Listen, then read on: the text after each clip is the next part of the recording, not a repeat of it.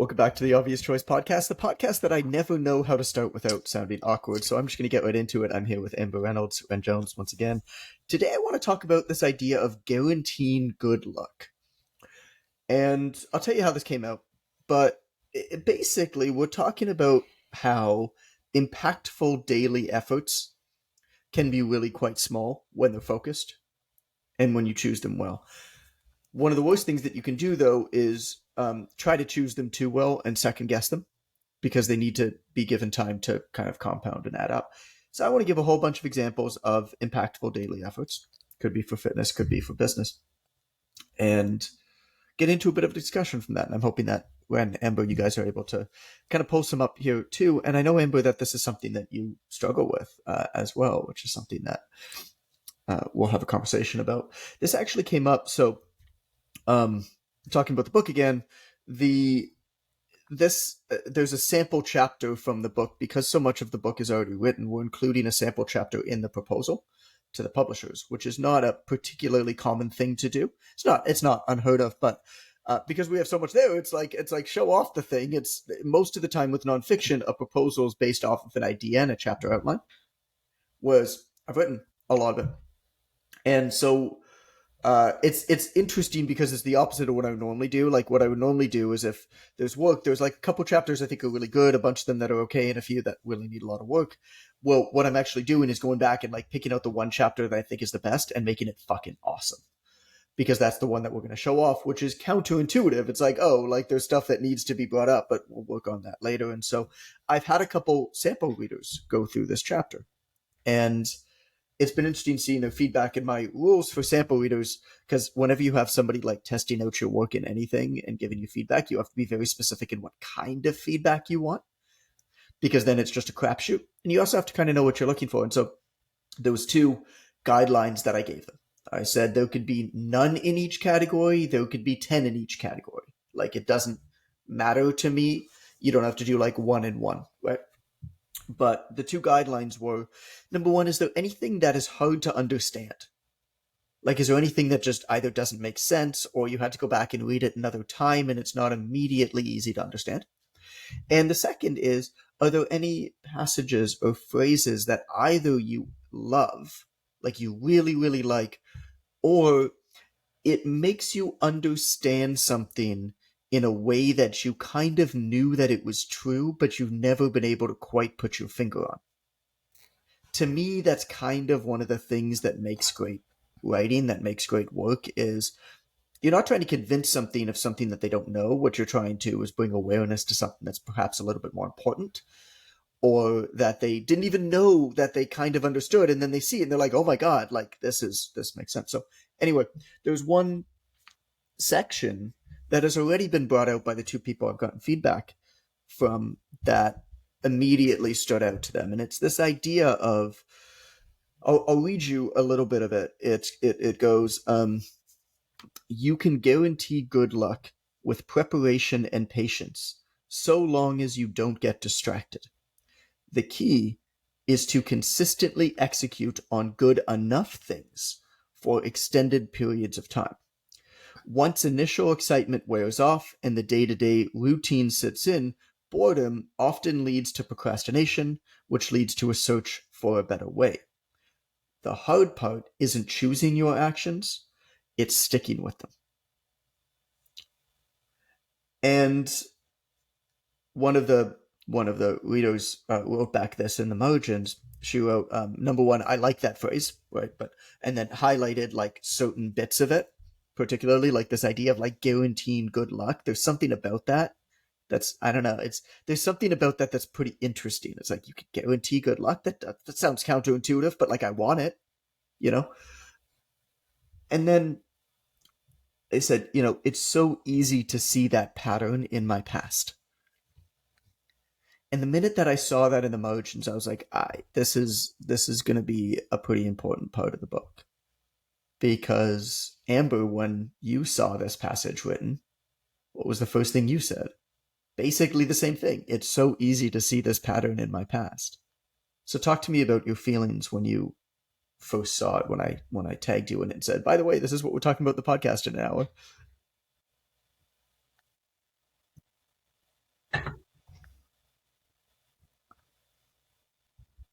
Well, so as you're doing that, I'll tell you the other note that this advanced reader or whatever reviewer said. They said, I overthink the action and choosing because I don't know if I can stick it out. Which again, right, that hits pretty hard and probably pretty close to home. When you want to take up some space while Amber's doing this, maybe say some stuff. It's the thing that I do best is take up space unnecessarily, John. Thank you for the invitation, although I didn't need it. So this mirrors so much to me the sales experience that a lot of our students have, and this is a part of sales that I think people don't understand the psychology that sometimes people can't choose because of their own thoughts about their ability to follow through. Right? You're That talking about the customer. You're not talking I'm about talking making about the the sale. You're customer, talking about the person that they're selling to. the person that they're selling to. Got it. Sometimes we feel as if everything involved in an enrollment or sales process rests on our ability to communicate effectively, to lead them through the process. But there are people who work in these patterns, like the pattern that John just mentioned, of I can't really make this decision because I'm concerned with my own ability to follow through. And that stress is so great that I'd rather just not make a decision, or just look for novelty. I'll just look for something Right. new and interesting, Right. something new that I can pretend that I'm going to follow through on to distract me from the fact that I'm never really going to follow through on anything. Was that enough space taken? What are your thoughts there, John? You seem like your bowels are irritable after what I've said. My bowels have been irritable today. Thank you for noticing. Oh my They haven't gosh. actually. It's actually been a very normal period of bowel movements Well, very good, lately. John. That's what I Yeah, like to no, hear. that's been a good part of my life. That's Amber, are what you I. ready to go? I mean, I'm happy to jump in, but I want to hear what you have to say.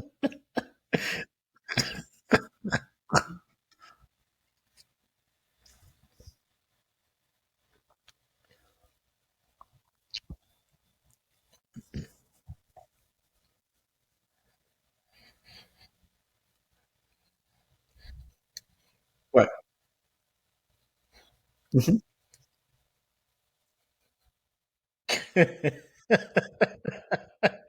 Right. Oh my gosh. That's a good title for a book. What to That's I do if want your brain's a bingo ball picker. I want that on a shirt. Uh,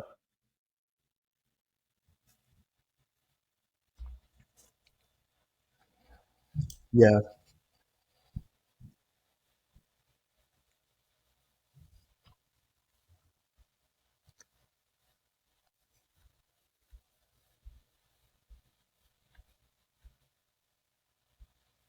mm,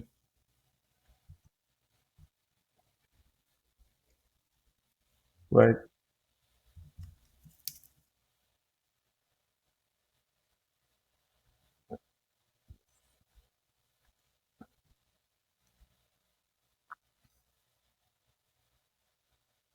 Yeah. By the way, happy freaking birthday, Amber.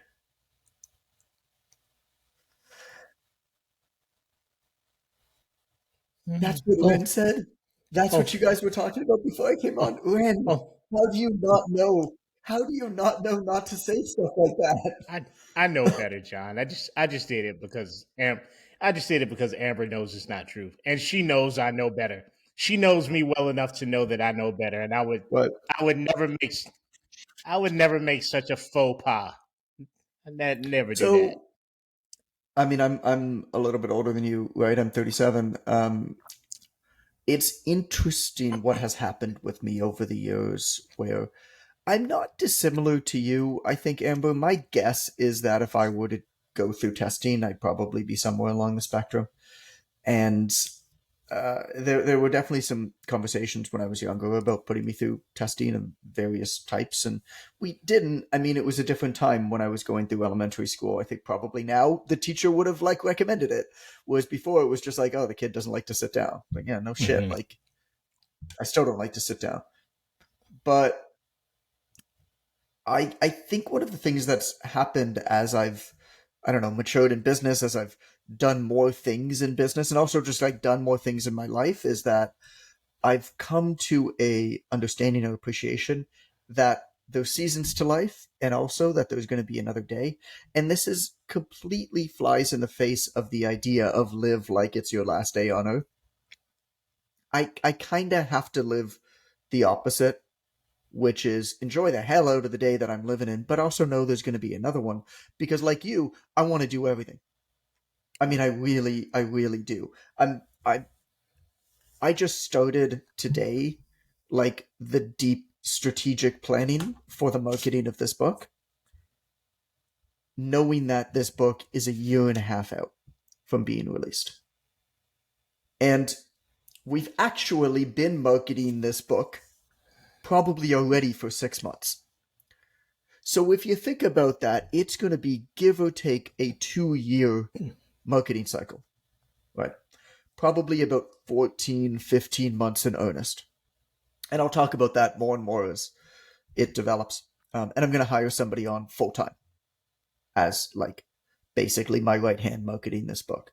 So if that doesn't give you an idea of like what goes into marketing a product, and when I say to people over and over and over again that come to me and they say, hey, I released a program, how do I market it? I'm like, yo, you're 8 months too late. If that doesn't give you some sort of an idea, I mean, I do believe that part of the marketing is like testing and putting it out into the world and taking in feedback, for sure. And that's what I'm doing here on this podcast. You know what I'm saying? But it's 15 months out. And so, with even that being said, I've got the next 4 books that I want to write and their titles down.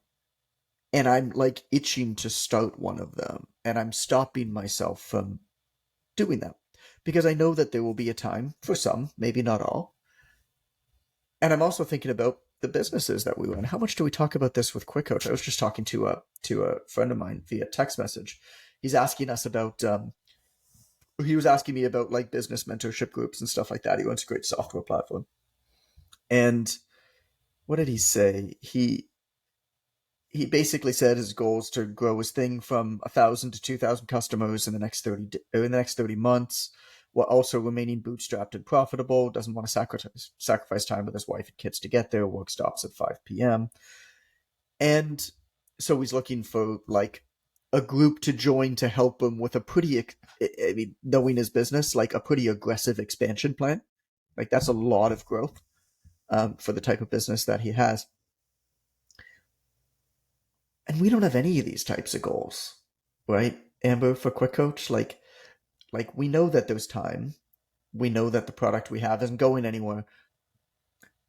But at the same time, I'm like, well, there's a supplement company that I want to start at one point, and well, there's these other books that I want to write, and all of the stuff that I want to do. So I think I'm kind of similar to you in that way, but I guess I've just gone through so many cycles of like building shit and trying shit now that I know there's going to be time for the next. And here's where this is all leading. I don't have an actual button, although I feel like I should get an actual button, but I have a concept of this metaphorical fuck it button that I press. Amber has a fuck it button. Please tell me you have a fuck it button. What is this? I can't see it. It's too fuzzy. What does that say? You have so many weird little amazing knickknacks. It's amazing. She's awesome. What percent? You just bought like, how many stickers did you just buy for Nate? Like 1,000? Let me ask you. So for those who don't know, who can't see, this is why you should probably watch it on YouTube. Amber just put a pineapple crown on her head. What's the kettlebell thing? What is that?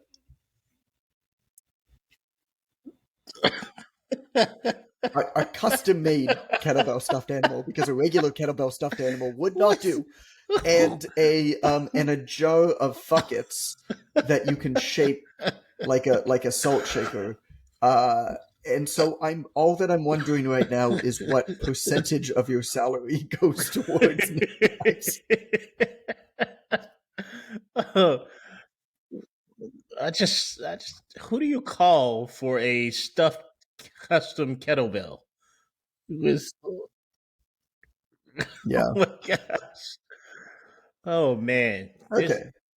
Let me tell you about this fuck it button.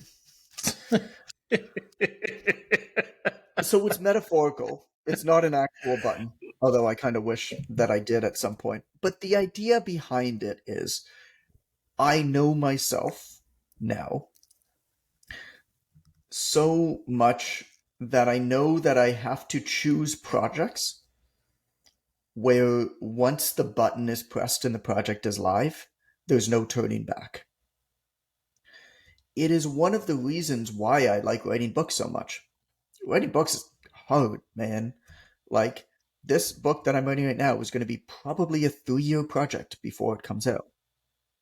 The odds of success are not very high.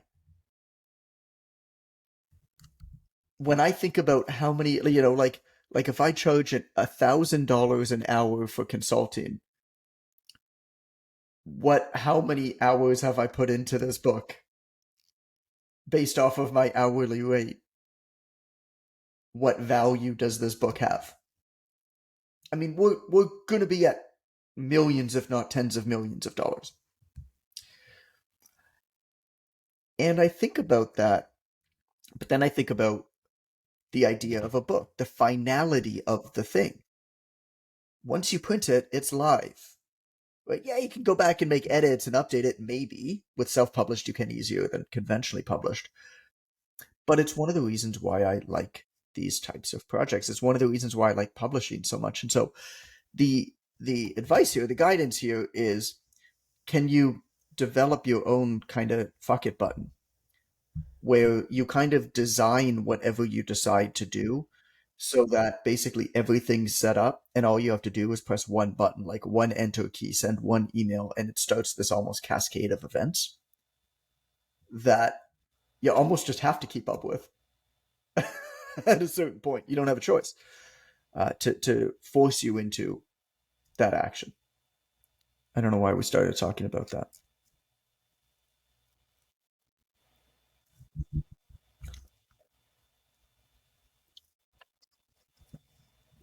Oh, yeah.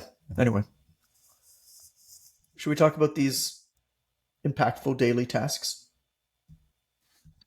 The idea here, yeah. So the idea here, and so um, this is this Amber's reviewer, intervention episode. I know. Well, this reviewer wrote in, one of the things that they wrote in at the end of it is, I like the examples. It makes me stop and think about what other small tasks will add up disproportionately. So I'm going to give you a couple of those examples. Because in every field, the examples are similar, right? The impactful tasks take a small percentage of your time. Writing 500 words a day will take you 30 minutes to an hour. When you do that for 3.5 months, you're going to have the first draft of a 50,000 word book. When somebody thinks of a book, they think of this massive project. Well, when you actually break it down, 500 words is really not that much. I mean, depending on what you're writing about, but 500 words is really not that much. It'll take you 30 minutes to an hour. So if you really want to write a book, can you write 500 words a day for 3 months? And when you do that, you're going to have a 50,000 word book. Now, it's probably not going to be very good, right? But talk about the fuck it button. When you have a draft of a book, you're going to go and edit that thing. Or you're going to find somebody to help you edit that thing. And the cascade of events kind of begins. In terms of what we coach people on in the Online Trainer Academy, 15 personal messages every weekday touching base with potential customers is 3,900 individual people you've given personal attention to every year. And I'll add to that and say, probably in a way that no other service provider has contacted them. Like actually just like touching base and seeing how they are. When I remember this conversation with Alex Coatmill, who used to work with us, co-wrote the online training book with me as well, and was the program advisor for the Online Training Academy for a number of years. I remember having this conversation with him when I was starting to build back up my Instagram and pay attention to social media. And I told him, I was just like, bro, my goal is to have a messenger conversation with 5 people a day. I don't care if they're big influencer accounts. I don't care if they have 20 followers, right? My goal is to have a personal message conversation with 5 people a day who are, like the right people for us. Like they're not just a random person. They're like, I work in the fitness industry, you're avidly interested in fitness or whatever it is. And I did. And I still continue to do that. Although now we have conversation with a lot more than 5.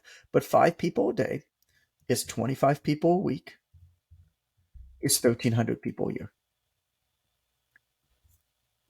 Over 2 years, 2,600, 3 years, 3,900, and so on and so on and so forth. It adds up, man. These small daily habits. And it can easily be done as something you do on the side while you're like paying the bills. But then at a certain point, if you have 5 conversations or 15 personal messages to people a day, at a certain point, that's going to start to compound and you're going to start seeing real results from it. But it's not going to happen right away. It's not going to happen overnight. This is not the type of thing that you do where you can then write a tweet and say, I just did this one thing. Message me DM me for more information and I'll sell you my secrets. Because anything that really works well on a bigger scale doesn't work immediately. That's just not how this stuff happens. I've got one more example, but there's a story to go along with it too. So any response to those guys, and then I'll get into the other example. Yeah. No, I feel like since it's your birthday, you should go first. Also, I'm in the South, and my mother would kill me if I went in front of a lady. And she's not even alive. She'd come back and kill me. But they do. I'm frightened by it, quite frankly.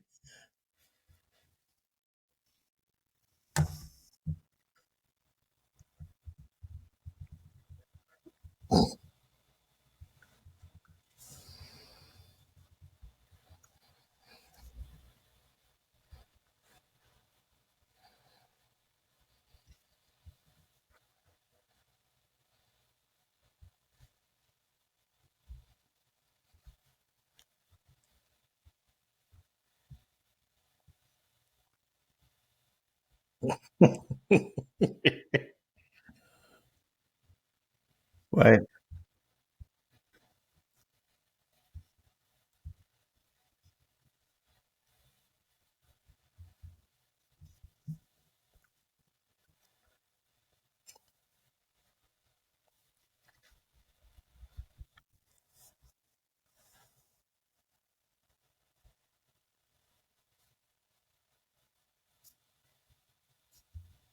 What's the app called?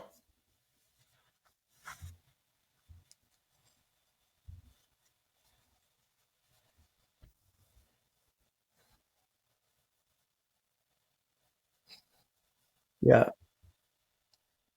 Nice.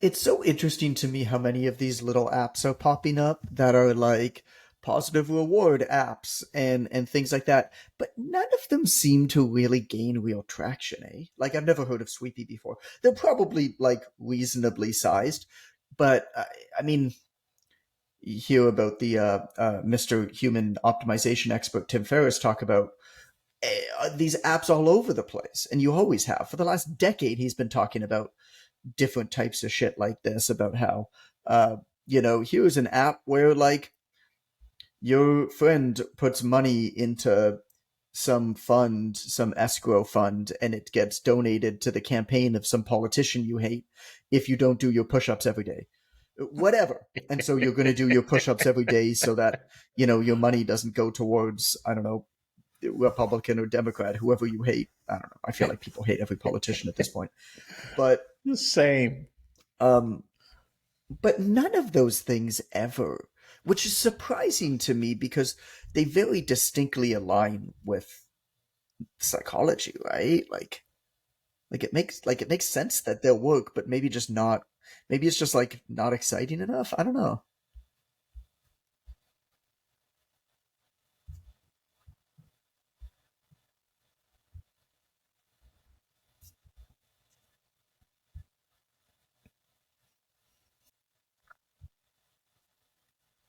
Yeah.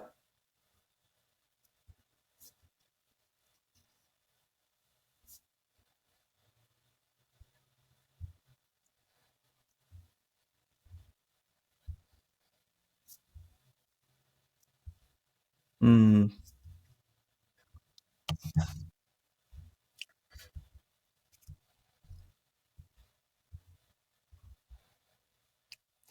I, So this one breaks it up into really small pieces for you. Is that the idea?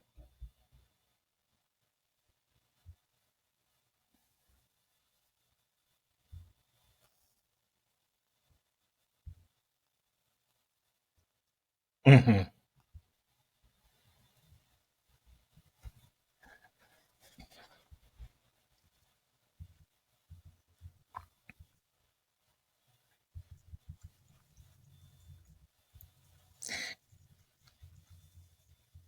Hmm. And see, Interesting.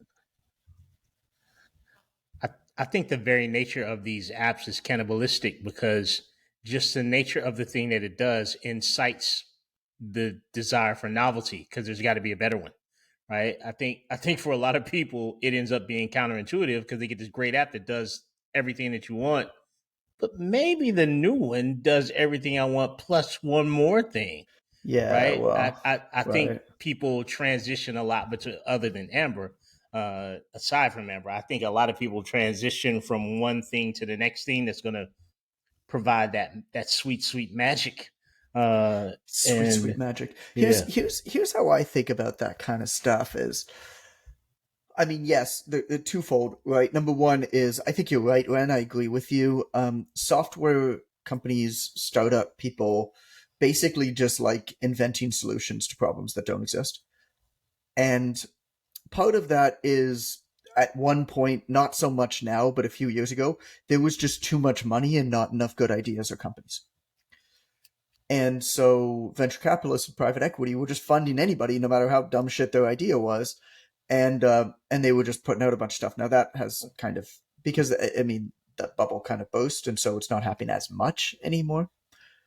But the second one, like I'd see like people that I knew would get like, oh, I just got like $5 million funding. I'm like, for what? Like, what does your thing do? Like, who in the right mind is funding this thing? oh Right? man, But I mean, it's just if you have money to invest and investors that expect you to invest that money, you have to invest that money. And so if you can't find a good company to invest it in, you invest it in, um, a slight quote unquote improvement over something that is relatively nuanced anyway. But the second one I think is that I look at it almost like a pie chart and just different people are different. And this is a concept that I wish more people would understand, at least if it's true, more people would kind of understand. Like, there's very little objectively right or wrong. There's very few objectively right or wrong, like good ways to do things or best ways to do things. I think there's just a lot of ways to achieve goals. And I think different humans' brains are wired differently. Like, some people, there is a group of people who are very much obsessed with quantifying every single part of their life. yeah. I got together. Mark Fisher from Business of Unicorns, Mark Fisher Fitness, was in Toronto for a professional event, and we got together, and I took him for foot massages in Chinatown as we hung out. It was fun. But he was telling me about this mattress that he got. So I use this thing called the Perfect Sleep Pad, which is basically like in the US, there's something called a chili pad. And what it does Mm-hmm. is it feeds water in very, very thin tubes underneath your bed, and you can set it to a temperature. So it regulates the heat while you're sleeping really well. And it's nice because it splits both ways. So I sleep hot, Allison sleeps cold. I want Allison to sleep naked, but I also want the bed to be cold. And so what happens here is that in order for it to be cold while I sleep and Allison not to wear a snowsuit when she's sleeping, what I can do is the temperature is set comfortably for me on one side of the bed and comfortably for her on the other side of the bed. And so I was talking to him about that, and I love it. It's like one of the best purchases I made. But Monk was telling me about this thing where he's now bought one for this apartment that they've now rented in New York, where not only does it regulate your temperature, but it has like smart functionality where it changes and adjusts as you sleep, because your temperature changes as you sleep, as you go through your various sleep cycles. So it changes in real time as you sleep, and it records all of your like data while you sleep, similar to what like a Whoop band or an Oura Ring or whatever. I'm like, first of all, I don't want that robotic like Big Brother shit in my house. First of all, but second of all, it's just, and he laughed about this too. He's like, bro, it's making me so soft. Like I can't sleep in any other bed ever because now my body expects this perfect environment. But there's just a certain type of person who likes that stuff, isn't it? The type of person who's going to buy an Oura Ring is also the type of person who has a Whoop, is also the type of person who's going to buy whatever this bed thing is. Yeah, there you go, man.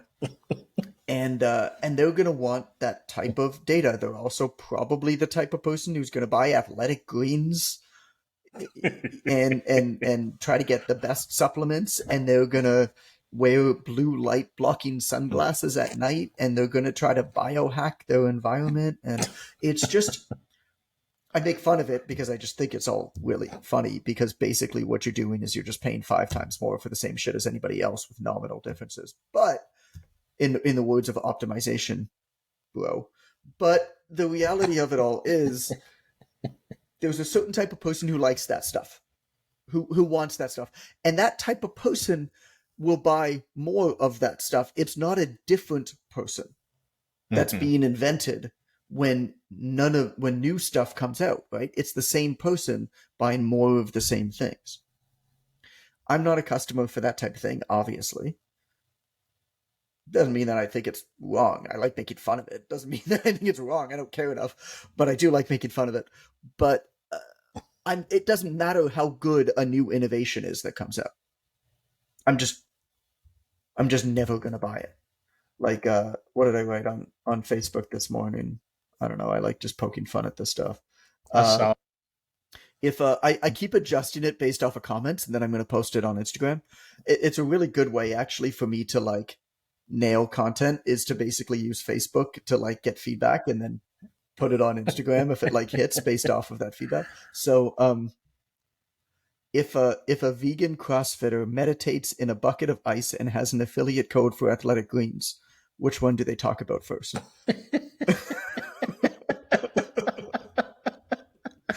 They'll explode. They'll explode.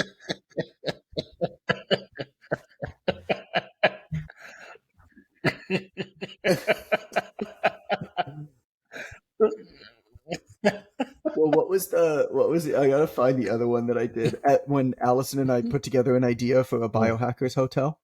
Oh my God. What was it? Yeah, so Allison and I were just like shooting the shit on a date night, and we were just like, we used to do this all the time where we would just come up with ideas for stuff. And now, obviously, the kids take so much of our energy that we don't do it as much anymore. But we used to like come up with really interesting ideas for co-work spaces and things. And it wasn't that we were ever really serious of doing the thing. It's just a good exercise to get like that muscle in your brain working. So, so we came up with a concept for a biohackers hotel. We're not going to provide breakfast because of intermittent fasting. Obviously, there's going to be no hot water because ice baths.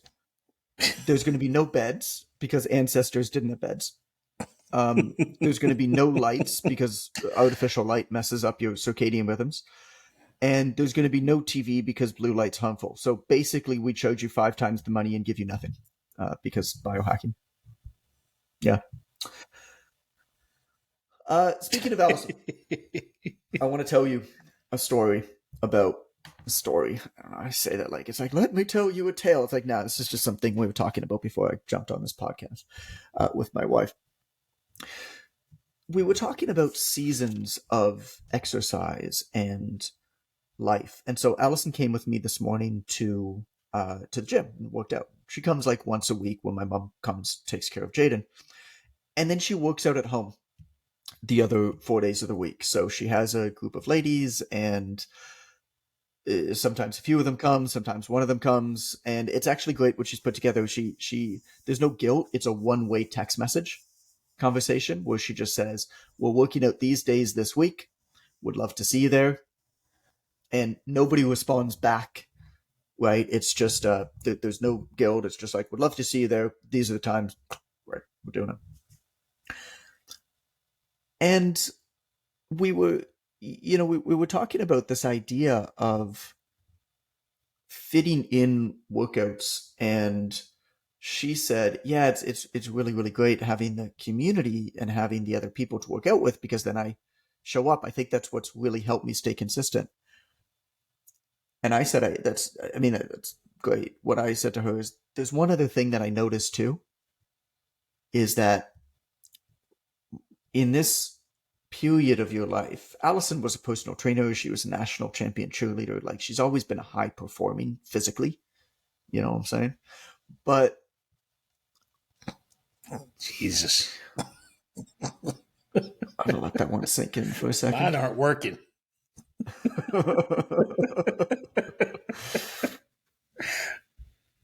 And so she's used to working out hard, but she's given herself permission to get something done, and something better than nothing. Some days the kids are cranky as all hell, because a lot of these other ladies will bring their babies or toddlers too, right, before they're in school. Some days the kids are cranky as hell and they'll get like 15, 20 minutes in. Some days they'll have a better workout. She's, been training her whole life. She's fitter than the other ladies. She can work out harder. The other ladies can't. So, yeah, sure, they modify it and she might go a little bit harder than them, but it's not as hard as she would otherwise work. But the point is, she realizes that this is a period of her life where something is better than nothing. And she's found herself okay with that. And I think that that's a really beautiful thing. And I think that that's it shouldn't be a unique thing, but it seems to be this idea of, hey, you got to go hard, or there's no point in showing up. Like, it's hard enough to show up. The heaviest weight in the gym is the front door. And so once you are there, because you've overcome all of the really hard stuff to get there, it can feel like a letdown to just do something. But I think that that's important. So one of these other very small, not even daily thing, but consistent things is has to do with exercise. And I mean, the data is so clear, isn't it? Right? 3 hours of exercise a week is enough to reduce your risk of heart disease, depression, weight gain, diabetes, certain types of cancer, and premature death. And that's 1.8% of your time. And it doesn't even have to be intense exercise. It's moderate. It's getting your heart rate up. What's important, based off of all of the things that are actually important, which is not really the superficial, isn't it? Is that you show up and you get your heart beaten and you get a little bit of a sweat a few times a week. Less than 2% of your time. I mean, I say 1% of your time, 1.8% of your time. Sure, you're sleeping a bunch of that time, whatever. If you take out that, it's a higher percent. I get that. The point is, a very, very small amount of your time. I don't think there is a single example that I could think of more intense, more telling than the positive impacts that a tiny amount of moderate exercise has on the overall quality and longevity of your life, of your mental faculties, of your emotional regulation, of your mood, of your energy, and of your overall health, than moderate exercise as little as 3 times a week for call it 30 minutes to an hour. It's really quite stunning, isn't it? And so why doesn't it happen, is my question. Why doesn't it happen more often? It's because we're being told constantly that if we're not doing this one thing, we're doing it wrong. Or whatever we were doing before is wrong. You don't have to go very far on social media, on TikTok, on Instagram, on any of these platforms to see somebody saying, if you're eating this, stop eating this immediately. Stop doing this exercise immediately. It doesn't maximally recruit the triceps. Who gives a fuck? Is my answer to you. Oh. It just does not matter. It's content. Good content doesn't necessarily reflect valuable information or the most valuable information, which is often, call it the most moderate. And like I said, in every field, the examples are similar, aren't they? I mean, we gave examples on everything from writing a book to exercise to personal message outreach, call that sales, to cleaning your house here. The impactful tasks take a very small percentage of your time. Most of the rest of that time is filled with notifications, with interruptions, or things we're not sure we should do, but think maybe we should do for reasons that we really can't explain. It's really quite jarring, isn't it? It's quite jarring, John. Oh, I like that. Jarring John. I'm gonna get into talking about my favorite clothing company. And then when you take the mic afterwards, because you've got a special song to sing to Amber. Sound good? If I had $1 for every woman that said that to me. All right. Oh, man. So I want to thank the sponsors of our show here, The Obvious Choice. Unbound Merino is the sponsor of the show. They are my favorite clothing company. And any given day, I'm almost head to toe. My workout this morning, I was 100% in Unbound gear. I had their socks, underwear, shorts, and shirt because they have an athletic wear line. I'm wearing their t-shirt right now. In fact, I have 12 of these t-shirts. Merino wool is just I think the best material for clothing, particularly shirts ever. It's moisture wicking, it's comfortable, it sits on you well. I was buying merino wool stuff well before I heard about Unbound. Unbound came out. They made it look good. It was like janky, like travel clothing before. They made it look really good. I was buying their clothes, got to know the owners. They started giving me free stuff, and now they're finally sponsoring the podcast. So if you are particularly looking for shirts, their t-shirts, their crew necks, their v-necks are just phenomenal. And I recommend them. And you can get a 10%. You can get 10% off. Yep. Thank you, Amber. You get 10%. I should know that by now. You get 10% off your first purchase using the coupon code Goodman when you check out. And there's a link in our description of this podcast episode, wherever you listen to the podcast, to Unbound Merino. Thank you for sponsoring, and also, but mostly thanks for making super sweet clothes, guys. Super sweet clothes. We got a special birthday shout out. Before, let's do it. Yo, she's already covered her face. I haven't even said anything. She's gone through 3 different. It's embarrassing at the thought. She's gone through 3 different color palettes already. I've not said a word. So John asked me to do a special birthday shout out for Amber because it's her birthday. Just do a special slow jam, and I said, of course, John. Whatever you need, buddy. Unbound Merino has granted me a raise, so I'm here for whatever you get for me. I'm even more eager than I was $10 an hour ago. So Amber, happy birthday to you. And this special slow jam shout out is for you, buddy, because it's a very, very sexy birthday, baby. We got the Hot Mess Express, emphasis on hot. I think you know what I'm talking about. You dig what I'm dropping, baby. Not only is it the Hot Mess Express birthday, but she's 21 today, barely legal. And that's a sexy, naughty time in a young woman's life. You know what I'm saying? You feel me? You need a 12-inch hard die-cast Tonka truck to play in her backyard sandbox, baby. You know what I'm talking about. So let's give a shout out to our one and only Hot Mess Express, Amber Reynolds. Keep it sexy, baby. I'm done. Happy See, that wasn't birthday, so Amber. bad. That wasn't so bad. She's been injured by a slow jam. The Tonka Truck Express really did it for me.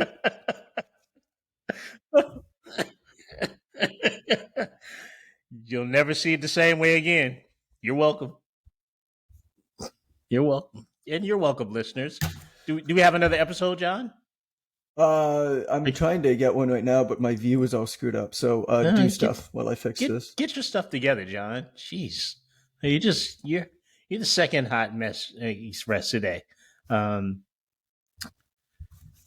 Yep, but Why is this so weird? just to wrap this thing up, one of the things that I used to teach in sales when I was teaching sales for another organization that'll remain nameless was reducing to the ridiculous and how often it's overlooked and how often people miss the opportunity to do great things by breaking it down into increments. I won't go into any details because it almost looks like John's figured out what he's going to say. No, I haven't yet. Talk to me more. So I'm gonna keep talking some more. Yeah. So one thing that I do with certifications is I'll take the number of pages in the book. I'll divide that number of pages by 3 because I want to finish most certifications in 3 months. And then I'll divide that by the day. So you look at like a 500-page book, certification book. You break it down, you end up basically with 5.5 pages per day to complete it in 3 months. And if you take that over 8 hours, that's less than a page per hour. So I will literally read half a page per hour of my 8-hour workday. And typically in 3 months, I'm finished with a certification. Exams, quizzes notwithstanding, but you can really get a lot done if you minimize it to the small daily actions. And usually doing the opposite of that doesn't work very well. Big chunks don't work in most parts of your life. Right. They slow you down. So we think that we need to have like this big thing happen in order for us to make this jump ahead. Mm-hmm. Right. But the reality of it is it might seem that way, but it's never the result of that. It's a lagging, what's the way to say it? It's a lagging effect of the stuff that we've already done. It's a lagging benefit of the stuff that we've already done is what happens, but you don't see it jumping ahead. Right. What happens is you wake up one day and you're like, how did I get into this great position? Right. You're like, oh yeah, because I was reading. How many pages a day did you say it was, Ryan? 5. So like, just to give you an idea, it is considered good if you create like digital learning. Mm-hmm. It's considered a good completion rate to have 10% of your buyers complete the course. Think about that. 10% of the people who sign up to complete a course actually complete a course. That sucks, and frankly. That's a good score. Yeah, that sucks. And a lot of the reason is thinking that you need to do a lot very quickly. Mm-hmm. And then getting down on yourself and getting behind if you don't. And so I love that, man. Like, 5 pages a day. It ain't a lot. And I'm sure some days you sit down and you're like, these 5 pages are good. Yeah. They hooked me. I'm going to do 10. Right. But other days you're like, shit, I got to go to bed. I'm tired. Right. It's been a long day. I've been singing songs to people all day. You think, right. Create slow jams. This brain's tired. You think about it realistically, 2.5 pages before you eat lunch, 2.5 pages after you eat lunch. Like you're not pushing the Mensa envelope, right? Like you're not treading into genius by doing that. That's really, really very average. And it seemed below average if you didn't know what you were looking at, right? But that ends up being an above average investment of your time that's not very disruptive at all. And pretty much everything works like that. If you can keep doing a little something for a longer period of time, you'll sail past most of the people in your category, whatever that is. Yeah. Have you found an episode yet, John? Yes, I did. Thank you, man. Thank God. You're really good at taking up space. It's a very important person to have on a podcast. It would be very difficult for me to run. I think about people who run solo podcasts, and there's very few of them that last any period of time, because the amount of work it takes to. I tried actually, when I was thinking about restarting this podcast, I tried to script out podcast episodes. Mm-hmm. A 45-minute podcast episode is like 15,000 words. You're talking like, I remember John Berardi talking about this. Remember, he had the John Berardi show, and he only did like 6 to 8 episodes or something like that, and it was really, really well done. Good, yeah, it was good. But it was good. But he was working. I mean, he'll be the first person to tell you this. He was working 60 hours a week on that podcast. He worked harder and longer on that podcast than he did at PN when he owned PN. And his whole point was like, this was like his retirement project, and he was finding himself not being able to spend time with his family because he had to script out this podcast and stuff. And that's why he stopped it. It just wasn't worth it for him. He said, he wrote, I can't remember what the exact, it was something like he said he wrote the equivalent of 2 books for like 8 episodes or something. It's crazy amount. And so, I mean, surrounding yourself, like this goes back to this idea of knowing oneself and knowing how you work, where I decided to do a publishing company, not because I think it's the best business model, because I think it aligns best with how I work, kind of that idea, the fuck it button. Same thing with the podcast. I'm surrounding myself with Amber and Ren because they make me better and they make the show better. And they offer insights and opinions from different positions than I do. Amber and I think quite differently. Like, that's cool. They're both valuable. But also making it conversational. Mm-hmm. Try to listen to other podcasts before the person quit because it was too hard to do a solo podcast. Try to listen to other podcasts where it's a solo podcast, and you can listen to a few episodes, and after a while it kind of becomes robotic. Mm-hmm. It seems like there's somebody lecturing to you. It doesn't seem like you're, like, the specialness of a podcast is you're like overhearing friends and friends of yours like talking in your ear about something that you're interested in. And I've tried to create that kind of conversational vibe, but also giving myself a little bit of a break. Like, if I need to take a sip of water, or if I'm, looking for the next line in my notes because I went a little bit off script or whatever it is. Because I often have notes, like I'll do a fair bit of preparation for these, but I don't necessarily follow them all the time. It's nice to be able to kind of kick it off. And anyway, all of this to say, surrounding yourself with not just the people, but with the model that allows you to best show up, and also show up consistently and reliably. Basically, don't make it so hard that you're only going to be able to do it when you're revving on all engines. Oh, okay. Man. Thank you for listening to the Obvious Choice podcast. If you're looking for another episode to listen to, I'm going to recommend episode 26. Episode 26 is called Big Fish, Little Ponds, Little Fish, Big Pond. I really love this episode. I really love this idea. This was actually a title of the book that I was playing around with, but it's too out there, I think. But the idea is, in this episode is about, is it better to basically go after a really big market and try to compete in a really big market with a bunch of people where there's potentially more opportunity, or is it better to start really, really small and be the only choice, be the obvious choice in a really small market? And the answer, by the way, is the second one. But you should listen to the episode and learn why. So that's episode 26. And as always, please rate, review the podcast. Share this podcast with somebody today. If you enjoy listening to this podcast, please send it to one person. That's all I ask. Send this to one. You don't need to share it on social media. Yeah, sure, go ahead and share it on social media. But I prefer it if you just think of one person that you think would benefit. One single person, and send them a link to this episode and say, hey, check this out. These guys are funny. There's a really weird slow jam, weirdly sexual about Tonka trucks, and you'll laugh, you'll learn, you might cry because it's so cringe, and we'll have a good time all along. Anyway, thanks. Talk soon. Bye-bye. Tonka trucks.